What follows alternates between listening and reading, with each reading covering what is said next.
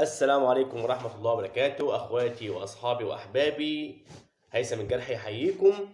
وهنتكلم النهاردة إن شاء الله عن الموضوع اللي أنت قريته في العنوان ده، ألا وهو الناس اللي عايزة ربنا يكرمهم بالخلفة أو يكرمهم بطفل. أول حاجة هنتكلم مع بعض فيها عشان ما نطولش على بعض: الصبر. يعني إيه الصبر؟ يعني إنك تبقى إنسان صبور، تبقى إنسان عندك يقين إن ربنا مأخر الشيء ده لحكمة. لازم تبقى واثق من دي كويس، وتبقى فاهم إن ربنا أخر عليك الشيء ده في حكمة وراه، في حاجة. ربنا مش عايزك تبقى عندك طفل دلوقتي، اصبر. مش معنى انت اصبر، اكيد في حاجة.